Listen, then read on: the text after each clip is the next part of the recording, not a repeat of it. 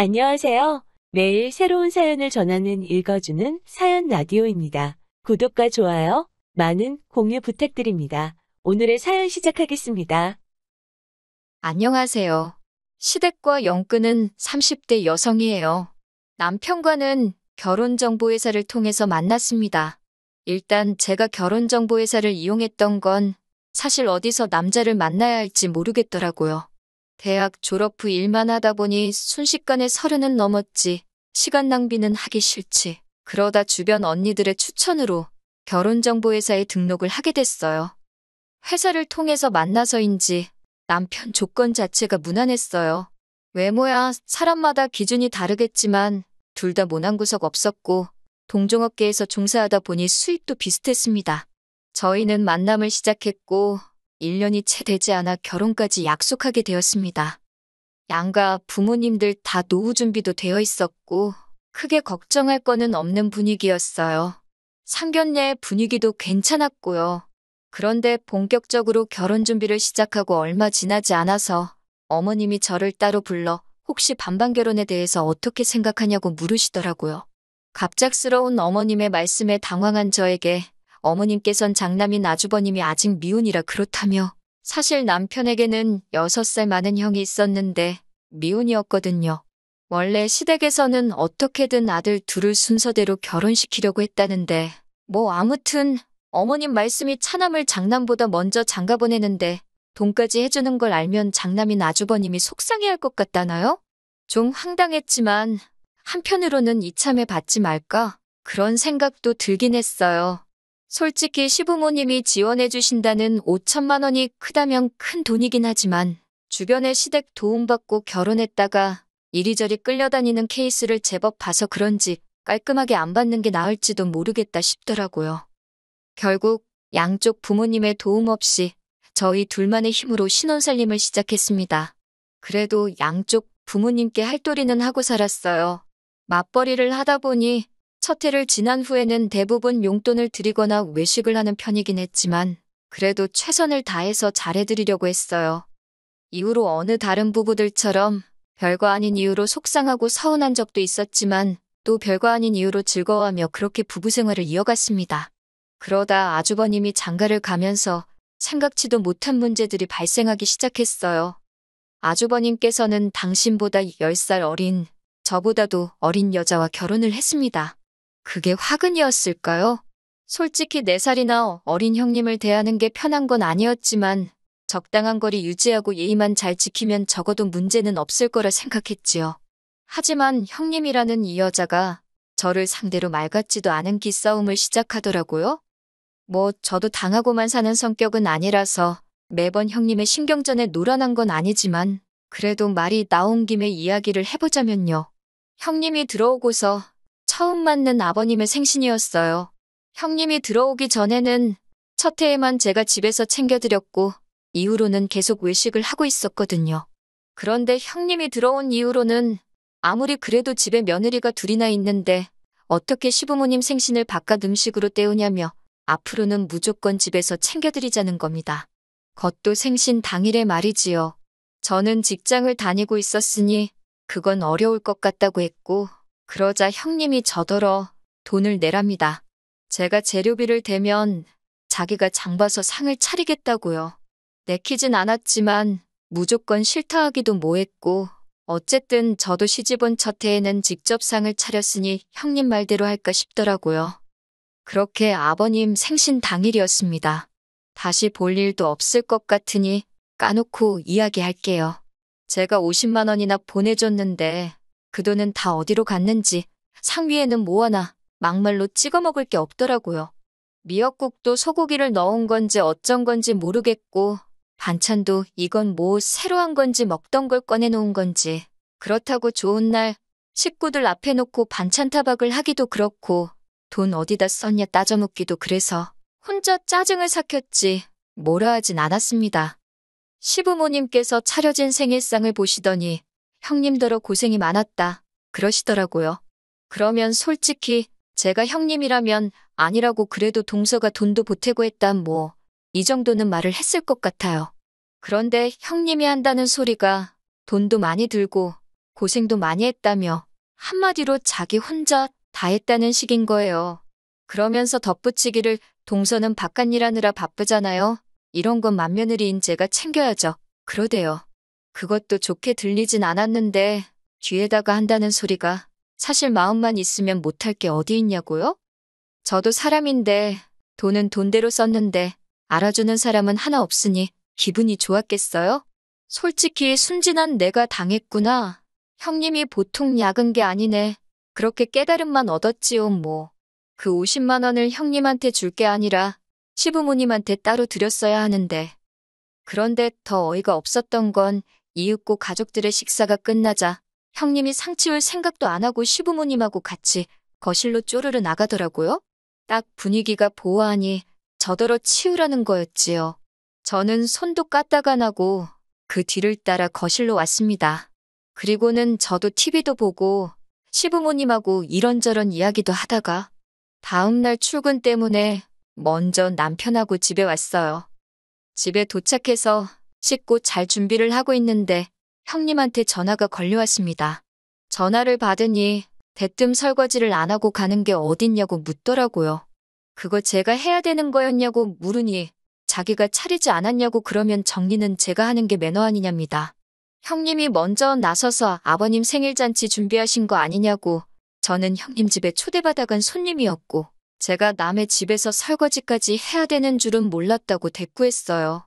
그리고 솔직히 돈 들인 걸로 충분히 제 몫은 한 거 아니냐고 한마디 했지요.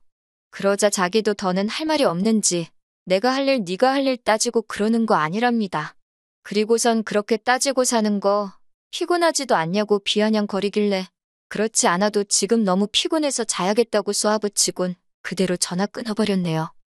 하지만 결정적으로 형님뿐만 아니라 시부모님과도 틀어지게 된 건 이 때문이 아니에요. 시부모님의 결혼 기념일이 그리고 어머님이 보여주신 태도가 저로 하여금 두 손 두 발 다 들게 만들었지요. 지난 시부모님의 결혼 기념일은 시부모님 두 분이 결혼하신 지 40주년이 되던 날이기도 했어요. 그래서 두 분을 제주도 여행이라도 보내드릴까 그런 생각을 하고 있었지요. 그런데 하루는 아주버님과 형님이 먼저 여행 이야기를 꺼내더라고요. 저희 부부, 자기네 부부, 그리고 시부모님 6명이서 다 같이 제주도에 가자고요. 전 솔직히 조금도 내키지 않았지요. 일정부터가 일단 3박 4일짜리 여행을 평일에 가자고. 그래야 값이 싸다고요. 누가 그거 모르나요? 하지만 무직이던 아주버님네와 달리 직장을 다니던 저나 남편은 그렇게 휴가를 쓰는 게 쉬운 일이 아니었거든요. 둘 다 곧 연봉 협상 시즌인데 괜히 눈에 띄는 짓은 하지 말자는 생각이기도 했고요. 그리고 무엇보다 아주버님네랑은 정말 실오라기 하나조차 얽히지 않겠다고 다짐을 했던지라 결국 저희는 못 간다고 했습니다.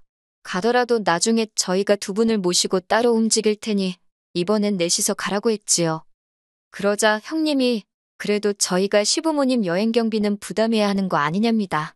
자기네가 가이드처럼 여기저기 모시고 다니고 고생은 다 할 거니까 저희가 경비를 담당하는 게 공평하다나요? 어이가 없어서 저희는 저희가 따로 모시고 갈 거니까 경비가 걱정이면 시부모님 모시고 여행 가지 말라고 했습니다. 무리하지 말고 가까운 데서 시부모님 모시고 식사나 하는 게 어떻겠냐고요. 그러자 이 정신 나간 형님이 시부모님을 상대로 아주 말장난을 쳤더라고요. 그걸 알게 된 건 이틀 뒤인가 어머님께서 전화를 해오셨는데 저더러 그러는 거 아니라며 다짜고짜 크게 화를 내셨거든요. 영문도 모르고 처음부터 욕을 먹던 제가 왜 이러시냐고 이유라도 말씀해달라니까 제가 형님더러 시부모님을 모시고 여행은 무슨 여행이냐며 오버하지 말고 가까운 데서 밥이나 먹으라고 그랬답니다. 형님이 어머님께 자기는 아버님 어머님 나이 드시기 전에 좀 더 좋은 곳에 모시고 가고 싶고 좀 더 맛있는 거 드시게 해드리고 싶어서 그런 건데 제가 돈 아깝게 뭘 그러냐고 그랬다는 거예요. 듣고 있는데 어이가 없는 걸 넘어서 환장하겠더군요. 저는 어머님께 어떻게 된 일인지 형님과 나눈 대화를 들려드렸습니다. 한참을 듣고 계시던 어머님께서도 어느 정도 화가 누그러지신 듯 했고요. 하지만 대화가 통하니 다행이라고 한숨 돌리고 있는데 어머님이 대뜸 하시는 말씀이 정말 어이가 없대요. 어머님께선 큰애가 얼마나 효도를 하고 싶으면 그랬겠냐입니다. 자기도 잘하고 싶은데 주머니 사정이 여의치 않아서 그런가 보다며 잘 버는 저더러 이해를 하래요. 나이는 제가 많으니 어른으로서 나이 어린 형님을 잘 이해해 주라나요? 그러면서 저희 부부랑은 여행 간 셈 칠 테니 그냥 형님이 해달라는 대로 돈을 주랍니다. 저는 그런 어머님께 싫다고 했어요. 제가 무슨 물주도 아니고 형님 뒤에서 돈만 대고 그러는 거 싫다고요. 효도고 뭐고 자기 분수껏 하는 거지. 그리고 서운한 마음에 어머님도 그러시는 거 아니라고 처음으로 대들었네요. 최소한 잘잘못은 가려주시고 누구 하나 억울하지 않게 말씀하실 거 아니면 차라리 모른 척 하시지 그랬냐니까? 어머님이 대뜸 저더러 웃기답니다. 큰애 무시하는 것도 부족해서 이제 시애미까지 가르치려 드냐고 저 하나 때문에 집안꼴이 엉망이라고 그러시대요. 급기야 저더러 이런 식으로 나올 거면 당신하고 영 끊찹니다. 며느리는 당신한테 잘하는 며느리 하나만 있으면 된다면서 저 같은 건 됐다나요. 그날 밤 퇴근한 남편에게 저는 이혼하자 했습니다. 남편은 무슨 뚱딴지 같은 소리냐며 짜증을 냈고 저는 담담하게 어머님과 있었던 일을 들려주었어요. 남편은 설마 하면서도 꽤나 충격을 받은 얼굴이었습니다. 저는 남편에게 이런 소리나 듣자고 결혼한 거 아니라고 이 집에 미련 없다 했지요. 그런데 남편이 저를 잡더라고요. 그동안 늘 중간에서 뜨뜻미지근한 반응을 보이던 사람이라 솔직히 기대 같은 건 없었는데 자기가 봐도 어머님이 도를 지나치셨다면서 자기는 자기 가정을 지킬 거랍니다. 앞으로 시댁과 일절 교류 없이 살 것이니 자기를 믿고 이혼 소리는 하지 말아달라대요. 그 말을 하는 남편의 눈빛이 얼마나 절실하던지 믿어주기로 했지요. 그런데 한 두 달쯤 지났을까요? 형님한테 연락이 왔습니다. 받을까 말까 하다가 안 받았더니 장문에 문자를 남겨뒀더라고요. 아주버님이 뭐 사업을 시작하려고 했는데 사기를 당했다나 그러면서 돈 좀 빌려달랍니다. 금방 갚겠다고 도와달래요. 그냥 무시했습니다. 그랬더니 하루는 퇴근하고 집에 왔는데 현관 앞에 형님이랑 어머님이 와 있더라고요. 집 안으로 들이긴 싫어서 집 앞 카페로 데리고 갔습니다. 아니나 다를까 그때 그 돈 이야기를 또 하대요. 저는 할 말 없다고 했어요. 남편하고 따로 이야기해보든지 하시라고요. 그리고 커피값은 내주고 왔네요. 며칠 뒤 남편이 묻지도 않았는데 어머님 만난 이야기를 하더니 안 도와드렸답니다. 솔직히 시부모님 두 분 중 한 분이 아픈 것도 아니고 또 아주버님 일이라는 게 짜증나더래요. 자기도 언제까지 거기 수발 들어주며 살 수는 없다며 남편이 단호한 태도를 보여주니 솔직히 안심이 되더라니까요. 앞으로도 남편이 잘 행동하리란 믿고 살아도 될 것 같아요. 긴 이야기 들어주셔서 감사합니다. 오늘의 사연은 여기까지입니다. 구독과 좋아요, 알람 설정해주시면 앞으로 더 좋은 사연으로 찾아오겠습니다. 감사합니다.